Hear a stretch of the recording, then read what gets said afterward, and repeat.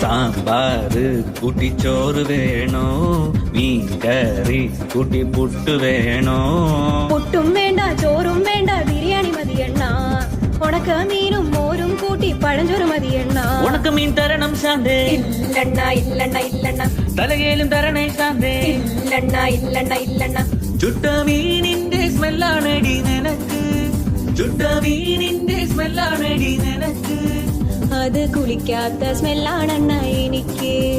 അത് കുളിക്കാത്ത സ്മെല്ലാണെണ്ണ എനിക്ക്